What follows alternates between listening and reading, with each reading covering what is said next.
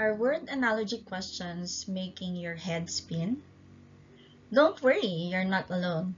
In this video, we'll break down tried and tested strategies to help you decode even the trickiest word pairs in the civil service exam.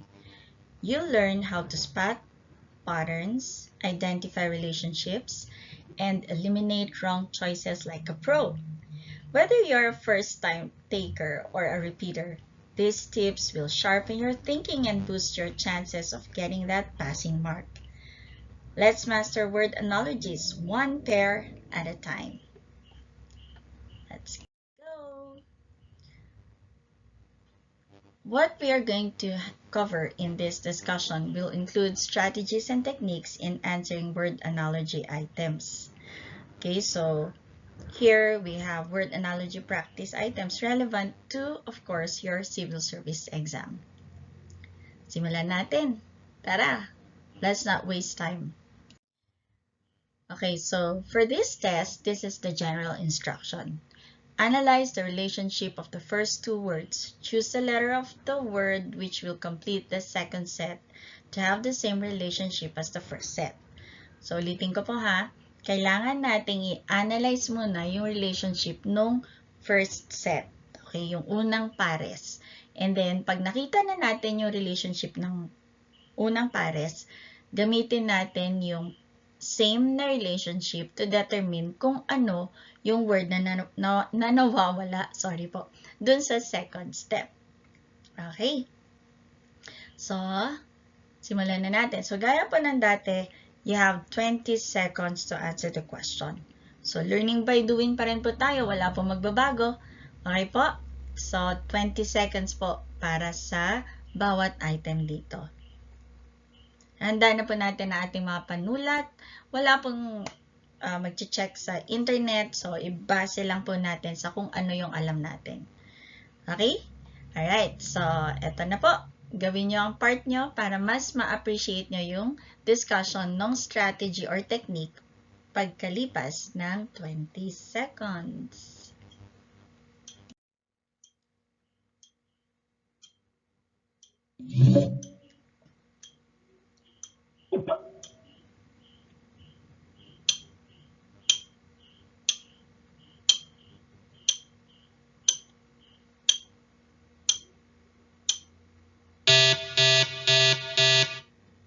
Okay. So, for the first number, ang una nating pares ay iron is to metal. Iron is to metal. Okay. So, ano po ba ang pwede nating makuhang relationship niyan? Ang iron ay isang type of a metal. Or, pwede nating sabihin, iron is classified as a metal. Okay po? Okay. So, ngayon ang tanong, ano naman si granite? So, ito pong iron, ito po yung ang katapat niya dito sa kabilang set is granite. So, ito po yung example ng ano. So, parang sasabihin, si iron ay example ng mga metal. Okay, so, si granite ay example ng ano. Okay, ng marble, ng sand, rock, or solid. Okay, so magtanggal tayo. Obvious na si solid, mali na po. Okay, si rock, pwede. Pwede, no? Pero si marble ay klase din po ng rock. Ayan. So, si sand, dito makikita natin, mali na siya, no? So, ano po ang granite? Is a kind of rock. Ayan.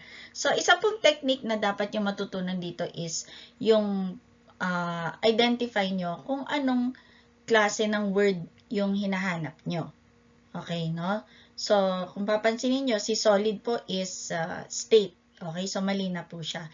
Si sand is parang mineral din, gaya ng marble, no? Klase din ng tawag nito, klase din ng mga rocks. So, hindi po siya yung hinahanap natin. Okay, so tingnan nga natin, iron is a type of a metal as granite is a type of a rock. Ayun. Does it make sense? Yes po. So, kung okay na tayo dyan, I-lock in na po natin ang ating sagot at isulat natin ng napakalaking Charlie or letter C sa tabi ng number. Okay po? Ayan. So, sana po nakuha niyo yung sagot.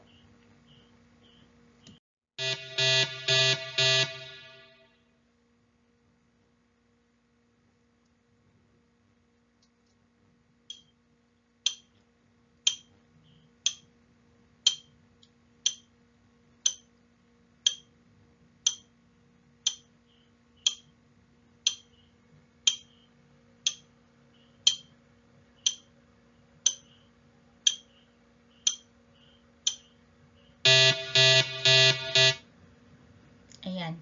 Kung minsan, ang mga analogy or word analogy natin ay related din sa science. Ayan. So, kailangan medyo aware din tayo or familiar tayo sa mga science na terms, no? Or math terms. Ayan, mga ganyan.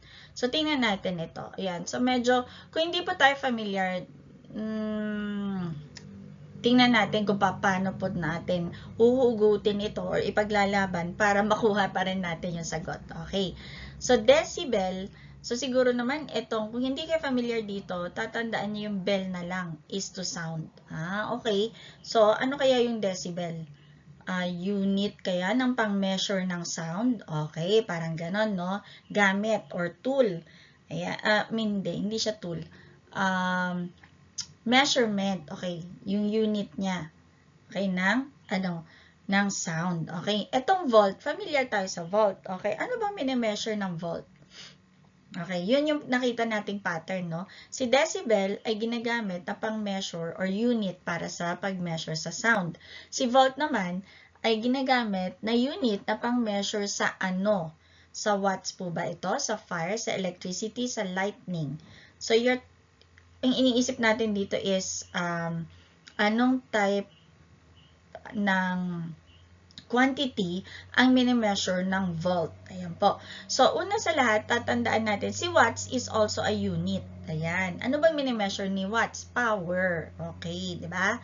Okay. Si fire, hindi po siya nami-measure using volts. Ayan. So, tanggalin natin yan. Si lightning, ay hindi din po. Okay.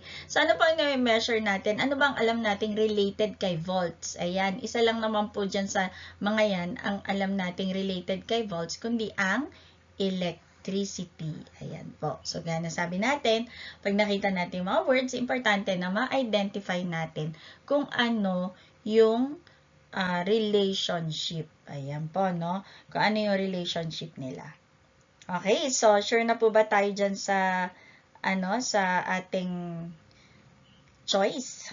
Ayan. So, syempre, sure na, sure na. So, kung sure na tayo, let's lock it in and write Charlie beside our number.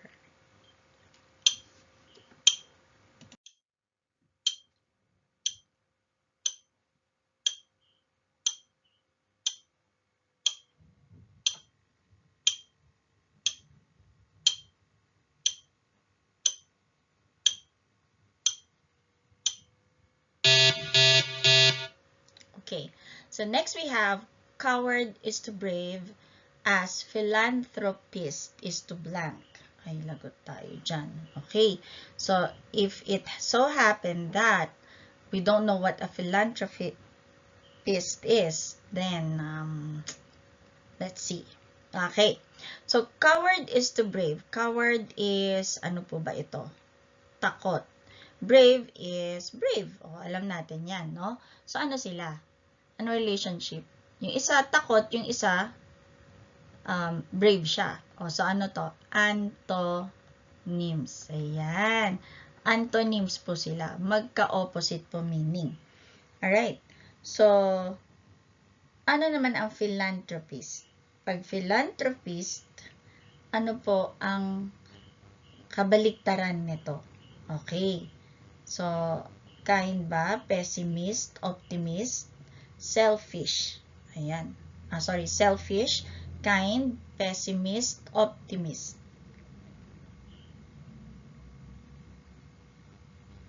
Okay. So, ang philanthropist kasi is, ito po yung mga tao na Mapagbigay. Ayan, okay. So, actually, ang characteristic na isang philanthropist ay ano po?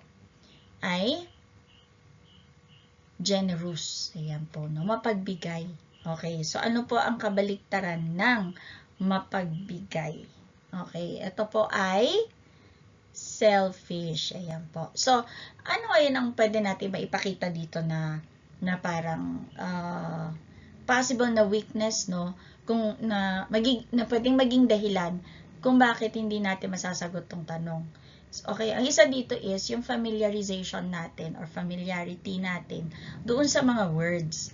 Kaya napaka-importante din kung kayo ay may marami pang time, no, na magre-review, okay, is talagang kailangan magbasa din kayo, palawakin nyo ang inyong vocabulary para at least maging familiar kayo sa mga words na to. Pero wala pong problema kasi sa ating pagre-review, itong mga word pairs na karaniwang lumalabas sa civil service exam ay madidiscuss naman natin yung ilan dito. So sana tandaan nyo po, ang philanthropist po ay yung mga mapagbigay, mga nagdo-donate, mga tumutulong sa mga charity, mga ganyan po, no? So, take note, ang nakita nating relationship ng ating unang pares ay antonyms po sila. Okay, no? Antonyms. So, kung ano po yung hindi katangian ng isang coward, okay, is yung pagiging brave. Ayan. So, ano naman ang hindi katangian ng isang philanthropist? Yung pagiging selfish. Ayan po. Now, isa pa po na pwede nating gamiting clue, no, or technique. Okay.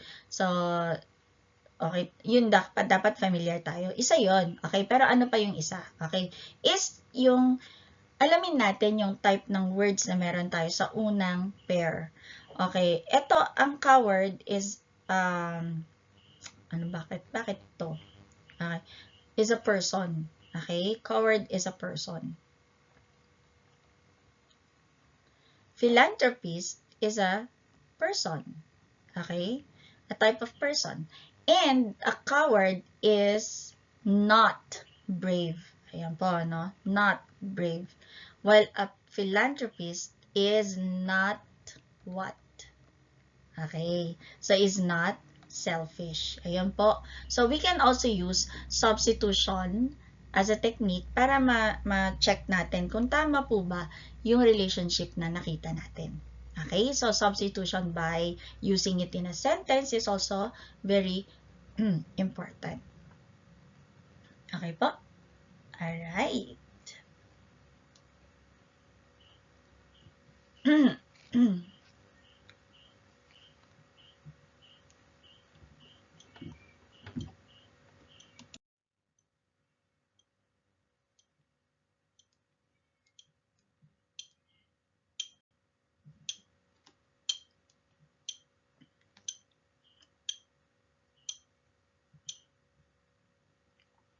Okay.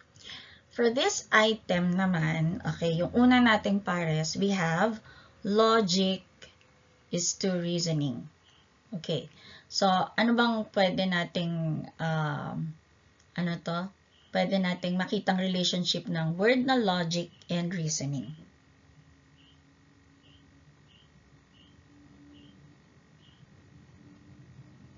Okay. So, pwedeng natin yung sa application, di ba? So, yung function. Function ng logic or logic is applied in reasoning. Sige. So, gawa po tayo ng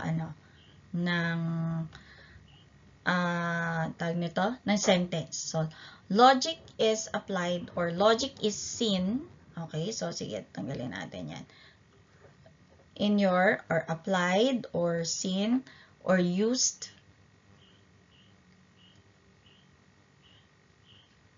na lang, or is evident in your reasoning, in the process of reasoning. While ethics is what? Saan po natin nakikita ang ethics ng isang tao? Saan po ba siya na-a-apply? Ayan. Sa character po ba? Sa behavior? Sa subject? Sa traits? Okay, magtanggal po tayo. Kasi yung natin dapat is something na kung saan na-apply or nakikita ang ethics. So, tanggalin po natin. Sasabi dito, ethics is a subject. So, it's not as a noun, no? It's not as a noun, but it's more of like, ano ba yung function? Yun pala, function ang hinahanap natin. Okay? Hindi po siya sa subject. Okay? So, sa character po ba siya? Sa behavior or sa traits. Now, kung papansinin nyo din po itong ang tawag nito, itong ating reasoning is, it's a process. Okay? It's something that you can see or although you can determine the character, the behavior and trait as well, no? Pero saan ba mas applicable ang ethics? Ayan, isa lang po natanggal natin, no? So, subject lang. Okay, so logic is seen in reasoning or is applied in reasoning as ethics is applied where? Saan ba natin talaga nakikitang evident ang ethics? Sa character ba na isang tao? Or sa paraan ng kanyang pakikitungo? O sa kanyang traits? Ang pinakatama po dito sa tatlo is what po?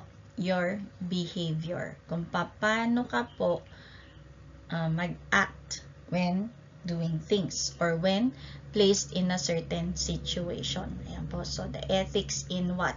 Ethics at work. Ayan po, no? So, professional ethics, mga ganyan. So, ano yun? Hindi yun traits. Okay? Ang traits, ang character kasi sa ano na natin to sa habang tayo lumalaki. Pati traits, no? Automatic yan sa ating paglaki based sa ating background or kung paano tayo tinuruan sa family or ng ating parents. While pag ethics kasi, ito yung may rules na nasusundan ka. Okay? Na maaaring hindi yan itinuro sa'yo sa iyong pagkabata. Pero dahil ikaw ay isang kasama ka sa company na yan, so meron kayong work ethics na kailangan sundan. So, yun ang magsasabi kung paano ka mag-behave. Yan po, no? Ayan. So, ang ating sagot dito ay bravo. And lock in na natin ang ating sagot. Letter B, behavior. Logic is to reasoning as ethics is to your behavior. Ayan po.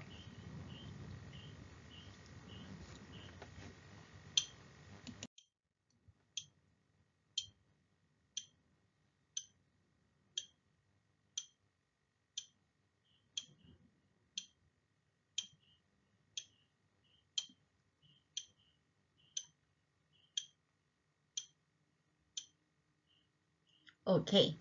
So, the next one, we have antenna is to signal as net is to blank. Okay. So, ingat po tayo dito kasi baka mamaya pwede kasing maging ambiguous ang ating understanding ng words, no? So, unahin natin yung first set. So, we have the first set is antenna is to signal. Okay. Ano ba ang gamit, ano ba relationship na antenna kay signal? So, syempre si antenna ay ginagamit para panghagip kay signal. Tama po ba? Pang-attract or panghuli or pang, ano ba ang tawag doon?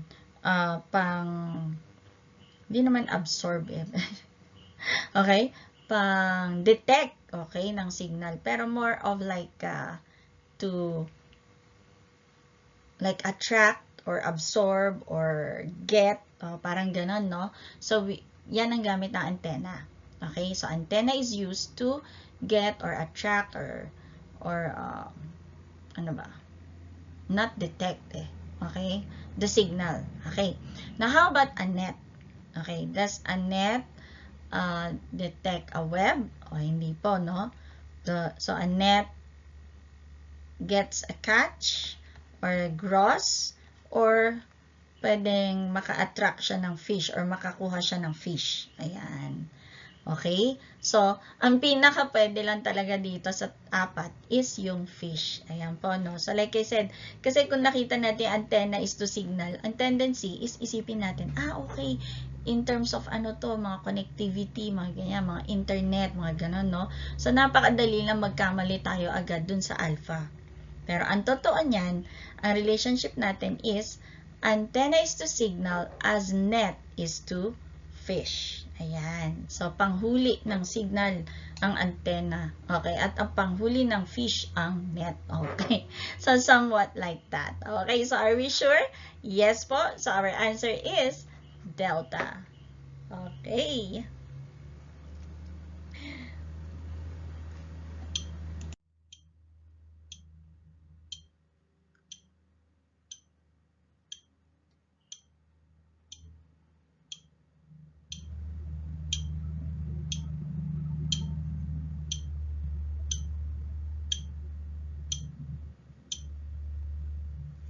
Okay.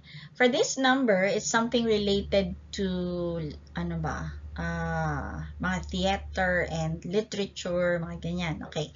So, stanza is to poem. Alam niyo naman ang stanza, di ba? Yung like, for example, meron ka isang stanza, tapos pangalawang stanza, ganyan. Tapos, yung dalawang yan makes a poem. Okay. So, stanzas makes a poem. So, act makes a what? Ano po ang pag pinagsama-sama mong act? Like, kunwari may act 1, act 2, ganyan, no? Ano to? Pag pinagsama-sama to, ano ang pwede mong ma-form? Ito ba ay movie, opera, song, o lyric? Magtanggal tayo. Tanggal muna tayo. So, pwede ba nating matanggal ang lyric? Ayan, no? Okay. How about song? Kasi sa ano naman to acting to hindi naman to sa kanta-kanta. Okay, yan. Tanggal muna tayo niyan. So ano kaya? Alin dyan sa dalawa ay ang mga pinagsama-samang mga acts? Okay. So meron na ba tayong decision? So syempre, parang napaka-obvious naman siguro kasi movie may mga actors yan. So siguro yun yung act 1, act 2. Yes po. Chapter, alam niyo yung mga chapters po ng isang movie, ang tawag po dyan ay acts. Ayan po, no? So, ang sagot natin dito ay movie. Okay. The major, chapters or ano ba? A movie is broken down into acts. Ayan. Okay po? While a poem is broken down into stanzas. Okay. So, sure na ba tayo dyan? Yes po, sure na. So, let's lock in our answer, alpha.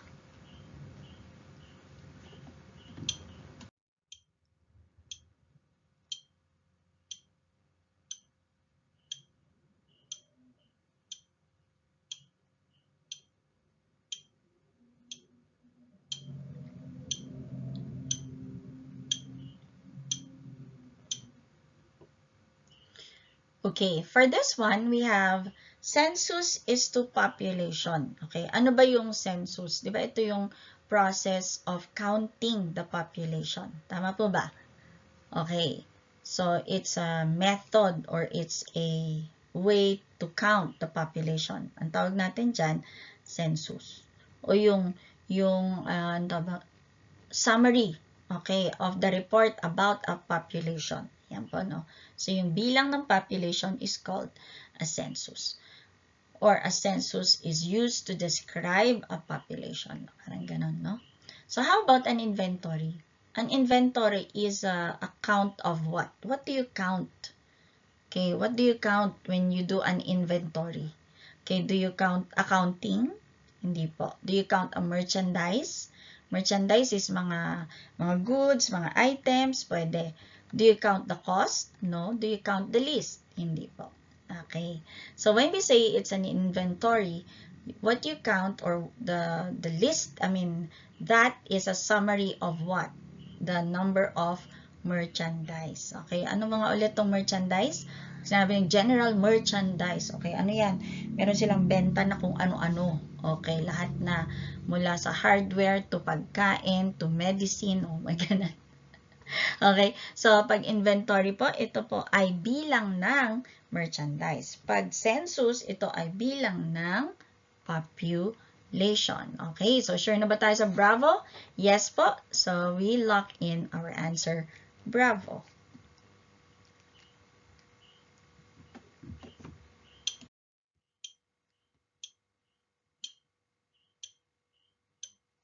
Okay, so at this juncture, I would like to encourage you na kung kayo ay may mga natututunan sa ating discussion, no?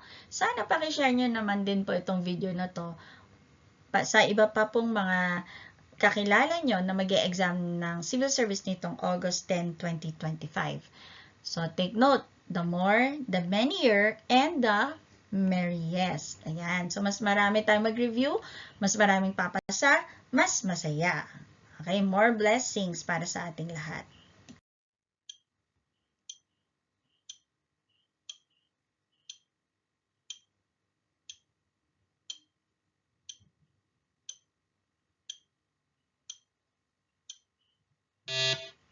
Okay. So, for this one, we have oath is to promise as contract is to blank. Okay. So, oath is, ano ba, yung ginagawa mo, yung ire-recite mo pag ikaw ay gumawa ng isang promise. Tama po ba? So, parang ito yung act, no, na gagawin mo. Okay, when you make a promise. Okay, o basta may promise ka, may oath ka. Ayan po, no? So, laging magkasama yung dalawang yan. O how about a contract? Ano naman ay laging kasama ng kontrata? Ito ba ay lisensya? Ay, naku, bakit naman naulit to? Obvious na pong mali. Agreement or paper. Pag kontrata ba laging may papel or laging dapat may agreement na nakasulat doon sa kontrata? O yan. So, parang sabihin mo, an oath is a written promise. O, sige, gano'n, no? An oath is a written promise while a contract is a written what? Ano po ang contract? It is a written paper or agreement. Okay, it is a written. Ayan. Ay, lagot tayo. Tanggalin pa natin si paper. So, ang sagot pa natin doon kanina ay agreement. Sorry po.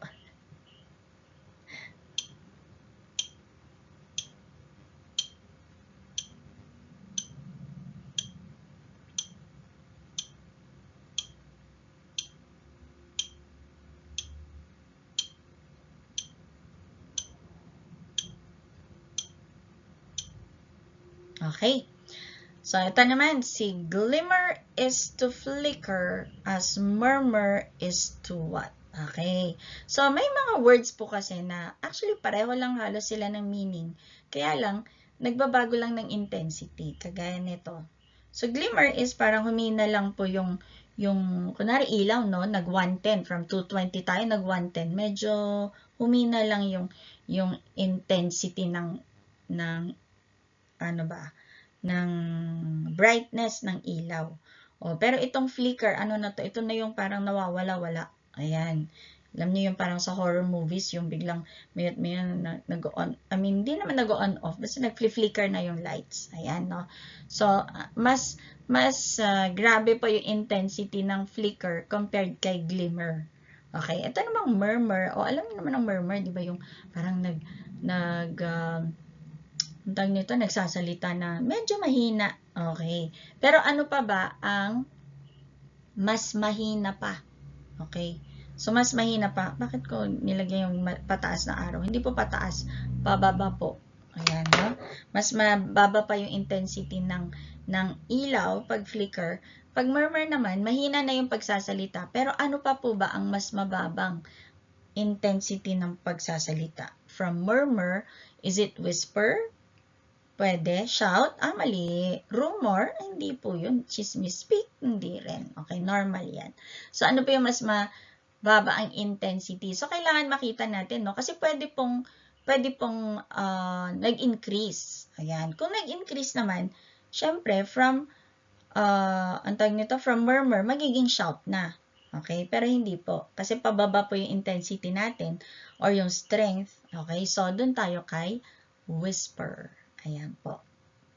So, kung kanina medyo mahina na ang pananalita, pag-whisper talagang sobrang hina na. Ayan, okay. So, ito na po ba ang tamang sagot natin? Yes po, ang sagot natin ay locked in alpha. Okay.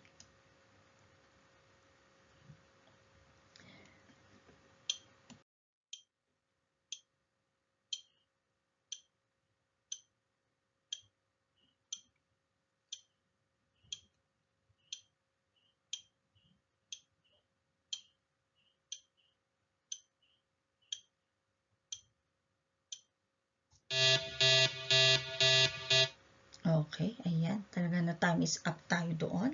Okay, so bouquet is to flowers as flock is to blank. Okay, bouquet. Ano po ba itong bouquet na to? Ito po yung a bunch of flowers, di ba?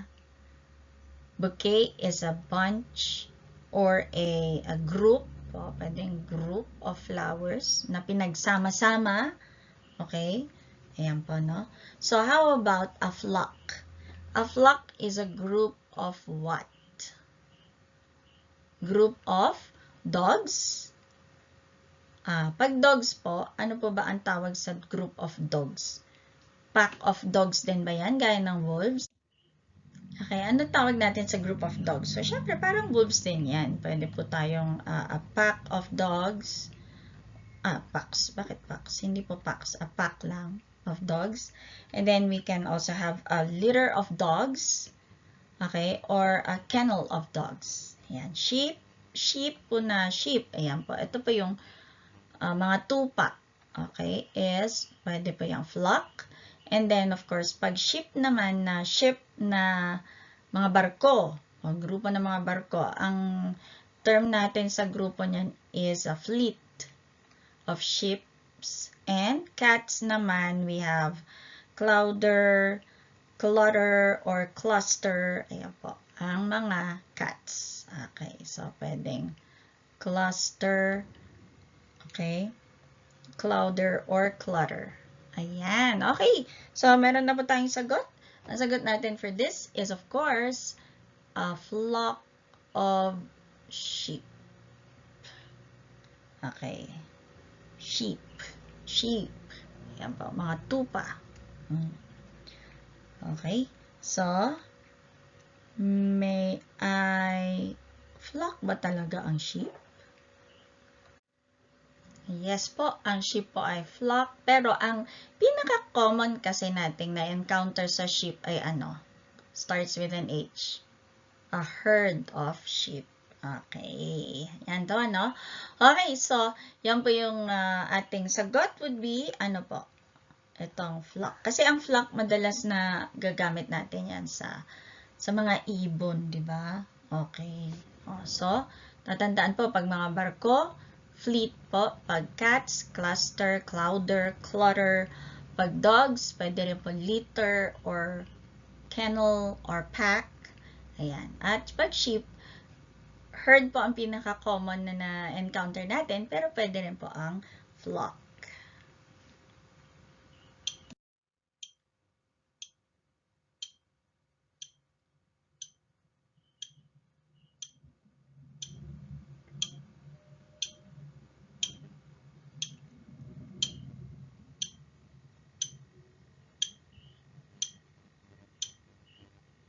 Okay.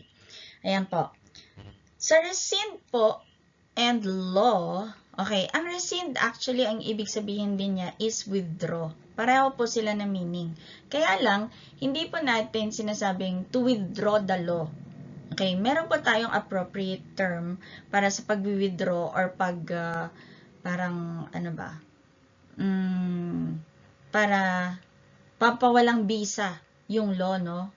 Okay, or mapawalan ng effect or ano ba, is ang term po natin for law na wala na siyang power, parang ganon, or wala na siyang hindi na siya gagamitin or na pawalang bisa yung law na to is ano po, rescind po ang term. Okay, so ito po ay parang withdrawal of the law. Okay, parang that's rescind, no? How about withdraw? Ano ba ang pwede nating panggamitan ng withdraw? Is it bank? I-withdraw mo yung bank? Hindi po. I-withdraw mo yung candidacy? Nakarinig na ba kayo ng ganon? To withdraw the candidacy? Pwede.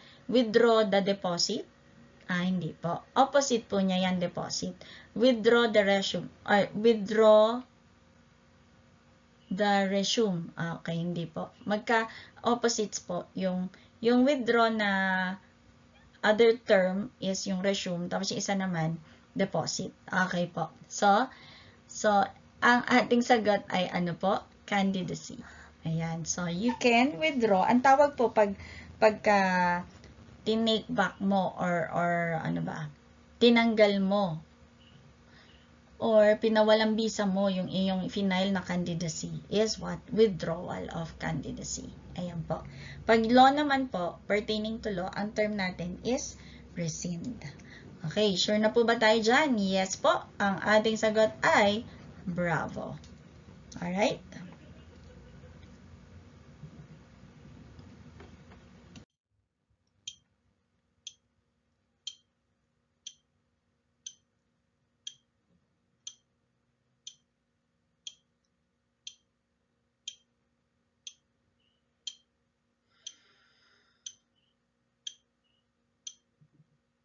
Okay.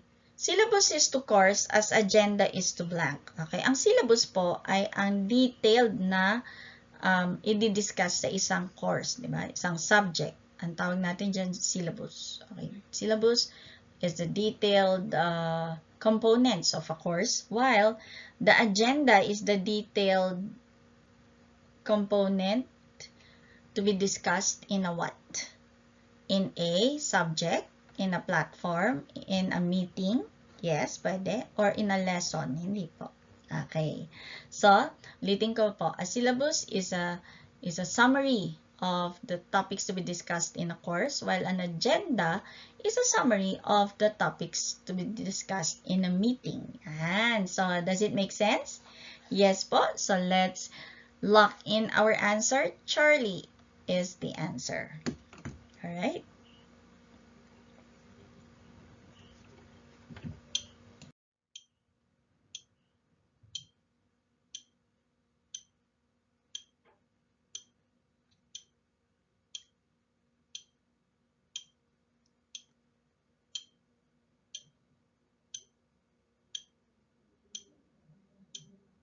Okay.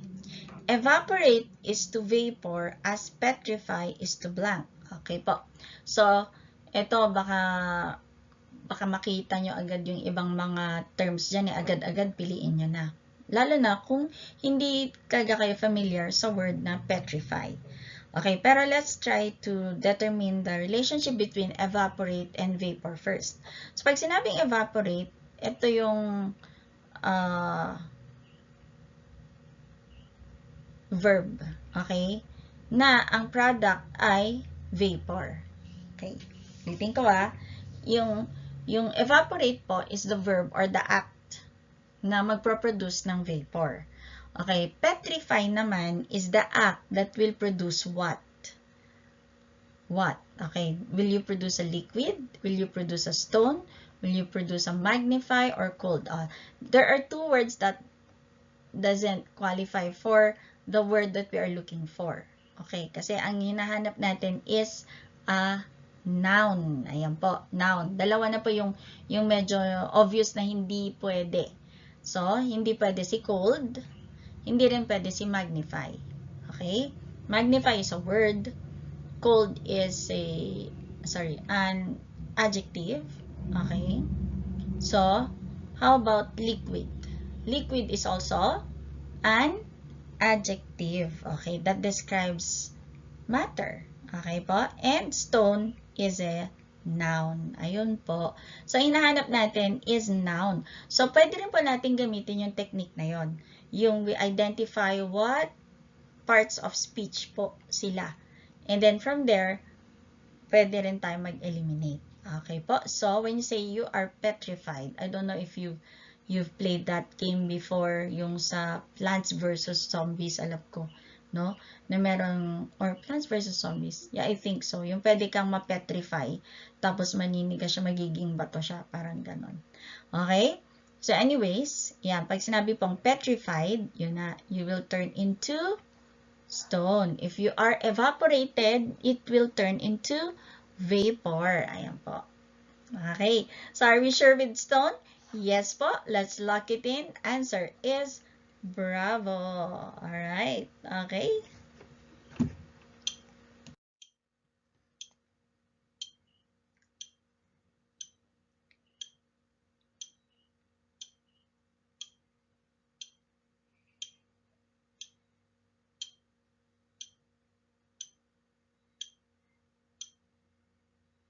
Okay. Canvas is to painter as marble is to blank. Okay, so una, yung identify natin yung mga parts of speech. Ayan, kung sino ba sila or ano ba sila. Canvas is a thing kung saan nilalagay ng painter ang kanyang masterpiece. Diba? So, gamit niya to. This is a tool or the medium. Ayan. Saan niya nilalagay yung kanyang work. A painter is the artist or the person. A person, di ba? Okay. Marble naman. So, pwede rin bang may mag-work using marble? Yes po. So, ito din po yung medium. So, ano po yung person na gumagamit or nag-wield ng marble? Okay? Ito ba ay, ang tawag mo ba sa kanya ay sculptor? Tao ba yung sculptor? Tao to, tao. Okay, this is a person. Rock is a thing, so hindi na po. Statue is also a thing. That's a product when a sculptor works on the marble. So, form, mali rin po. Ayan. So, eto na po ba yung sagot natin? Yes po. So, yun lang. Diba? Person pa yung nahanap mo. Tingnan mo yung choices. Alin dyan ng tao? Tapos ang usapan. Ang sagot ay sculptor. Canvas is to painter as marble is to sculptor. So, be very, very careful. Kasi possible na magkabaliktad. Okay? Pag nagkabaliktad, kailangan, kung ano pa yung nauna sa medium or the material is to person, material is to person dapat. That's the order. Okay? Ayan. So, are we sure? Yes po. Let's lock in our answer. Alpha is the answer for this number.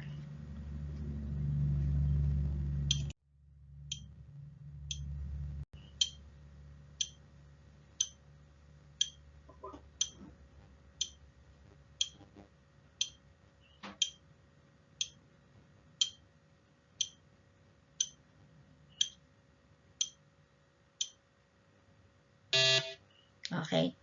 Librarian is to books as curator is to blank. Okay. So, ano ba ang relationship ni librarian is to books? Librarian lang naman ang tiga take care sa mga books natin. Okay, tiga bantay, tiga inventory, tiga lista. Ayan. So, siya na yung lahat-lahat pagdating sa mga libro sa library. Okay. Ito namang curator. Ayan po. Kung hindi tayo familiar, tingnan natin.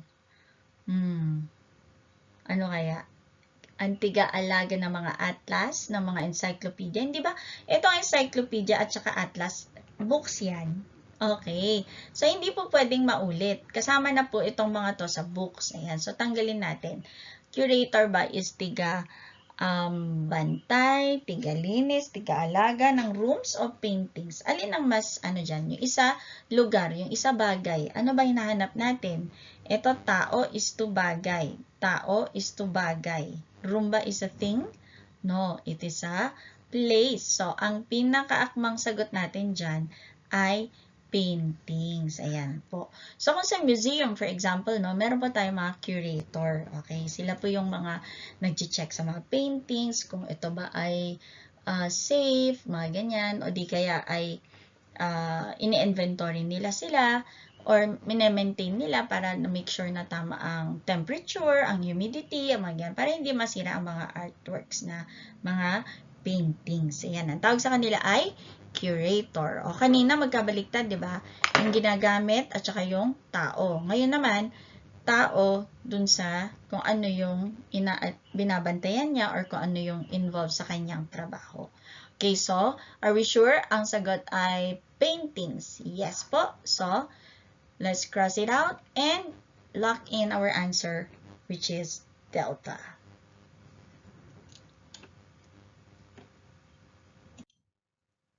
Okay, so at this time, we are going to make our summary.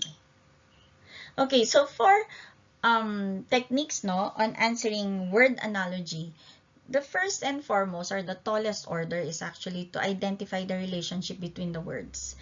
And what are the possible relationships? Ito po, that the words could either be synonyms. So, if they are synonyms, ayan po, so they have to have the same meaning. So, example, we have happy is to joyful. So, happy has the same meaning as joyful. Okay, next. And then, you can make, you know, like in the pair, you can make a sentence and say that happy means the same as joyful. Ayan, okay po. Another is that, pwede rin pong antonyms or opposites po ang meaning. Okay, so like what? Example, we have hot is to cold. Okay, tapos, so kung sentence naman, kung gagamitin natin sa sentence, we can say, hot is the opposite of cold. Ayan, so dun sa pangalawang set, dapat magamit natin yung same na relationship. At yung sentence natin makes sense. Okay, next, cause and effect. Ayan po. So, ibig sabihin merong yung isang bagay causes the other. Okay, example, a fire causes something to burn. Okay, so, or a fire leads to burn, results in burn. Parang ganon, no? So, that's your sentence. Okay, so, say for example, rain, ngayon, no, bagyo ng bagyo, parang kami dito sa Baguio City, sa Cordillera, ang daming mga landslide, ang daming, sa lowlands naman, pagbaha, flooding. Okay, so pwede nyo man sabihin na, storm is to flood. Okay, parang ganon, di ba? Yan, next is function or purpose. Okay, so, usually yung relationship is kung what something is used for. Like, example, we have pen is used to write. Okay po, no? So, we have pen is used to write as, what? A pot is used to cook. Parang ganon. Okay? Okay. So, example lang. Ayan. Function or purpose. Yan po. Next, part to whole. Ayan po yung kumisan niya, mga from first and last and first, mga ganyan, no? So, ito, part to whole and whole to part. So, part to whole is nauna po yung part. So, kailangan specific tayo dun sa order, no? Part to whole. Hindi pwede magkabaliktad. Ayan. So, a part belongs to a whole. So, example, finger is part of a hand. Okay, parang ganon, no? Like, the wheel is part of a car. Okay, yan, next. Or, whole to part naman. Whole to part. So, this time, nauna si whole, tapos sumunod si part. So, like, car is to engine. Diba? Car is yung whole, and engine is just a part of the car. As, ano ba?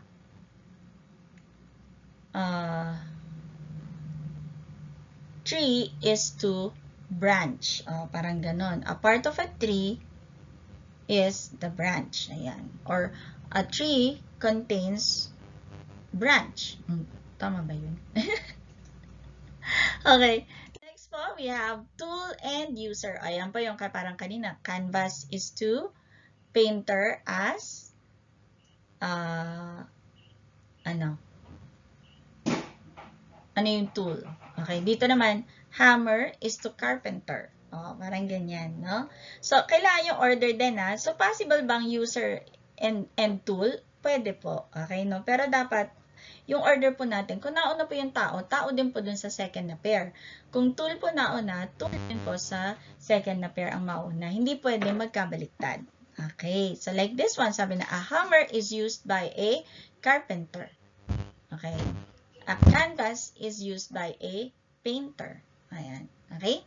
Object, and number 8, we have object and action. Okay, so, what is done with or to the object? Like example, ayan, a ball can be thrown. Okay.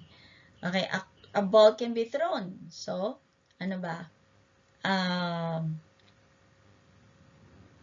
Anong possible na gamit, no? What is done, or ano yung action. Okay? Ayan. So, example lang po yan. Next, we have number 9 and 10. Ayan. Ito yung degree or intensity. Ito yung sinasabi ko kanina. Like, yung murmur is to whisper. Ayan, no? So, mas humihina yung intensity o mas lumalakas. Pwede rin. Okay? So, like example, Warm is too hot. Nung una, maligamgam pa lang, warm lang. Tapos biglang nag-increase ang temperature. Naging hot na. Okay. So, pwede pong mag-increase or mag-decrease. Okay. Next and last but not the least is classification or type. Okay. So, ano to? One is a type or category of the other. Like, dog is a kind of mammal or is a type of mammal. Ayan po, no? Ayan.